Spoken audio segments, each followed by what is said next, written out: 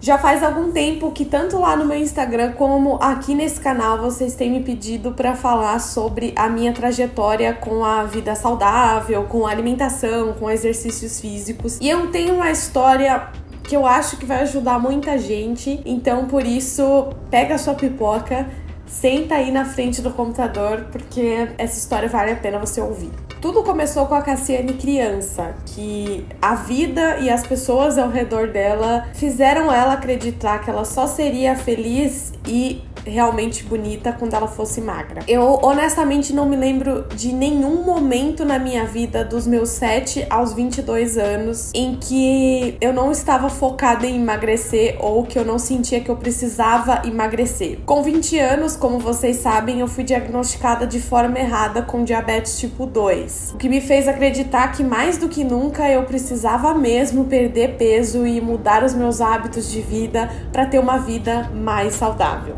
Eu tive uma infecção horrorosa urinária e esse diagnóstico errado me fez emagrecer cerca de uns 10 quilos durante o período de um mês, porque meu corpo, pela falta de insulina, tava consumindo a massa magra que eu tinha, tava com déficit de nutrientes e eu tava à beira de um coma por cetoacidose. Depois que eu finalmente descobri que eu tinha não diabetes tipo 2, mas diabetes tipo 1, esse diagnóstico me fez adquirir realmente uma vida que todo mundo que olhava de fora acreditava que era uma vida assim, super saudável. Na minha casa não entrava açúcar refinado de jeito nenhum. Industrializados, cortei todos. Refrigerante, jamais. Arroz branco? Imagina que eu vou consumir isso. Não há dinheiro no mundo que me faça consumir arroz branco. Vocês lembram que a doença mal diagnosticada me fez perder muito peso, né? E mesmo com corpo flácido e com cara de doente, muita gente elogiou o meu emagrecimento, sem saber que era por conta de uma doença. Graças a esses elogios maravilhosos por conta desse emagrecimento, eu acreditava que o diabetes tinha me dado uma chance absurda de emagrecer sem dificuldade de forma rápida. E que a partir do momento que eu comecei a me medicar, eu tinha que fazer de absolutamente de tudo um pouco para que aquele peso não voltasse nunca mais. Eu me acabava em exercícios que todo mundo falava que eram ótimos para o emagrecimento. Cardio, HIIT, jump. Eu cheguei até a comprar uma cama elástica de jump e uma bike ergométrica para ter em casa. Eu ia na academia para ficar basicamente 1 hora em cima da esteira e só fazia exercício de pernas, porque magra a gente tem que ser, mas bunda a gente tem que ter, né? Além de tudo isso, eu tinha uma balança em casa que eu me pesava absolutamente todos os dias. Chegou 2016, que foi o ano em que eu percebi que não importava o quão magra eu ficasse, eu não seria feliz, porque afinal de contas eu tava sempre me comparando como inferior a todas as pessoas que me cercavam. Eu tive que assumir pra mim mesma que eu ainda tinha um problema de baixa autoestima e que eu precisava lidar com isso o mais rápido possível e lidar também com isso antes de focar na tal da vida saudável. Eu falo vida saudável entre aspas mesmo, porque eu reconheço agora que nada daquilo que eu fazia antigamente era de verdade pela minha saúde. Ninguém come salada e ovo o tempo inteiro e se mata no cardio pela saúde. No final de 2016, como todas vocês já sabem, eu vivo repetindo essa história, eu aderi ao meu cabelo curto, né, o meu primeiro pixie, e isso mudou a minha vida porque eu consegui ter uma outra perspectiva das coisas. Eu comecei a me envolver muito mais com questões de autoestima, de falar sobre isso pra vocês, de compartilhar os meus problemas com isso com vocês, e eu aprendi com passinhos de tartaruga ao longo do final de 2016 e 2017 a ver beleza em mim, independente da minha aparência física, e entender que beleza vai muito além disso. 2017 foi o ano que eu tava simplesmente cansada dessa tal da vida fitness. Eu gosto de falar que eu entrei basicamente num limbo. Eu parei de restringir alimentos, eu comecei a comer deliberadamente tudo que eu queria, me exercitava quando dava e quando dava vontade também, e eu continuava tomando a minha medicação e indo no médico regularmente fazendo os meus exames.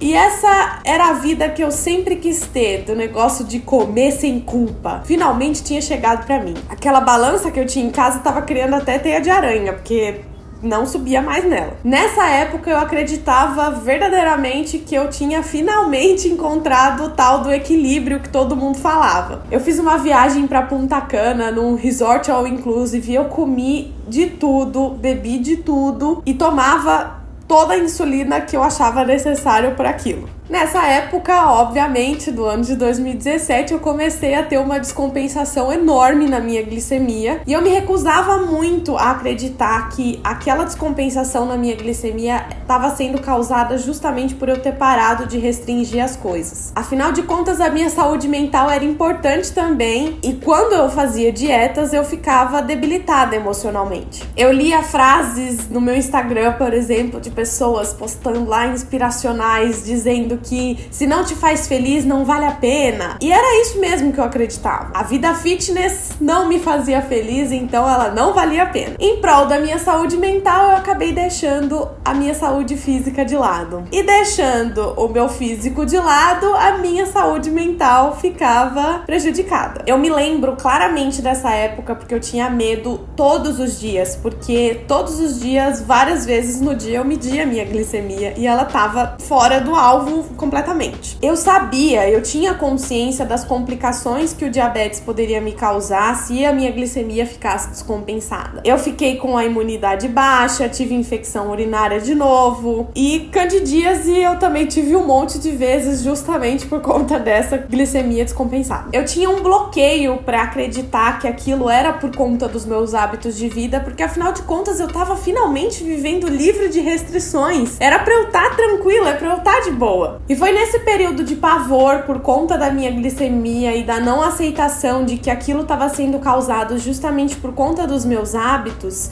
que aconteceu uma coisa na minha vida que mudou todas as coisas que estavam acontecendo. Um amigo meu que não era tão próximo assim, mas que era muito próximo quando eu era criança, faleceu por conta de hipoglicemia. Ele não era diabético e eu acredito que ele era uma das pessoas mais saudáveis que eu conhecia. Saudável, né? Ele era super atlético, tinha uma alimentação limpa, não bebia, não fumava, enfim. E ele tinha morrido por algo que pode acontecer a qualquer momento com diabetes. E foi inevitável naquele dia me colocar naquele caixão. Os meses que seguiram depois da morte desse amigo meu, desse falecimento, eu tive ataques de pânico acreditando que eu ia morrer a qualquer momento.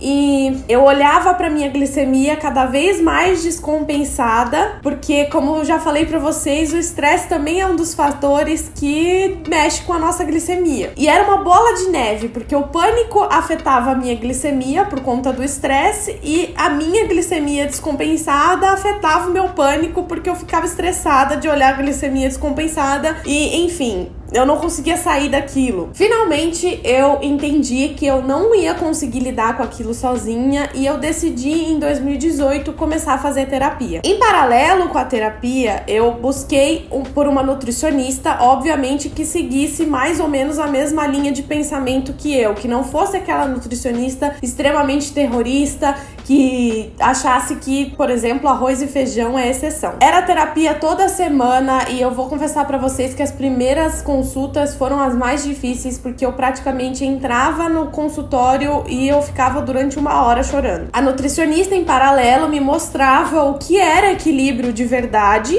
e também mostrando que dava sim pra você seguir uma alimentação equilibrada sem passar fome e sem também ceder a todas as suas vontades. Eu voltei a me exercitar, mas com a decisão de que eu só faria aquilo que me deixava feliz. Aos poucos, obviamente, a glicemia foi melhorando. Na academia, eu encontrei a musculação, que é um dos meus exercícios favoritos e que hoje em dia eu sinto até falta se eu não faço. Na terapia, eu pude acessar algumas áreas na minha vida que precisavam de atenção, mas que eu deixei de lado porque eu não conseguia enxergar nada além daquele pânico de morrer. 2018, basicamente, foi o ano de transformação. O ano que eu finalmente entendi que não dá pra gente separar a nossa saúde mental da nossa saúde física. E que a gente consegue sim seguir uma vida mais fitness sem prejudicar a nossa saúde mental. E que a gente não pode comer o que quer na hora que quer e não receber a conta depois. E muitas vezes essa conta é tão cara que a gente não vai conseguir pagar. Pra mim, se colocar em primeiro lugar não significa realizar todas as minhas vontades. Significa que às vezes eu vou ter que lutar contra a minha preguiça, a procrastinação e às vezes até a minha vergonha por algo muito maior do que eu. Hoje em dia, me exercitar e me alimentar de forma limpa e cuidar da minha saúde mental andam juntos. E só foi possível fazer isso quando eu finalmente reconheci que eu precisava de ajuda. 2019 já é o ano que quando eu não consigo ir pra academia eu sinto falta, que quando eu vou num restaurante às vezes uma salada me dá água na boca e eu não tô com vontade de pedir uma sobremesa, mas que em alguns dias eu vou querer comer sorvete e beber vinho. Além disso, eu já tô procurando uma psicóloga perto da minha casa. Como vocês sabem, eu me mudei recentemente e assim que eu encontrar eu vou ficar muito feliz de ir lá toda semana. Eu reconheço que todas essas fases que eu passei foram necessárias para eu enxergar tudo isso e para evoluir como pessoa. Eu torço todos os dias para que com essa experiência que eu tô compartilhando com vocês, eu possa levar essa informação sobre o que é ter uma vida verdadeiramente saudável para vocês. Se você tá naquela fase do limbo, saiba que tá tudo bem você precisar de ajuda, se você sentir que isso tá te prejudicando de alguma forma. Se você tá na fase anterior ao limbo, que é aquela de que você não consegue pensar na sua vida sem pensar em fazer coisas que vão ter que exigir sacrifício de você e tudo mais, tá tudo bem você reconhecer que precisa de ajuda. Se você conseguiu finalmente encontrar o equilíbrio, tenta educar as pessoas ao seu redor a respeito do que é verdadeiramente esse equilíbrio, para que você possa, quem sabe, incentivar uma pessoa que tá no limbo ou incentivar uma pessoa que tá tendo realmente problemas em relação a cuidar da saúde, a efetivamente cuidar da saúde, cuidar de si. Seja qual for a situação, seja qual for o período que você tá passando na sua vida, eu quero que você saiba que eu tô aqui se você precisar de mim. As coisas não vão mudar se você não tentar mudar. Bom, pessoal, esse foi o vídeo de hoje. Eu espero de verdade que vocês tenham gostado, que vocês tenham entendido a minha história, a minha trajetória. Eu quero que vocês me contem aqui nos comentários se vocês tiveram uma trajetória diferente. Curte e me segue nas redes sociais. Se você ainda não é inscrita no canal, se inscreve aqui embaixo, não esquece. Um beijo enorme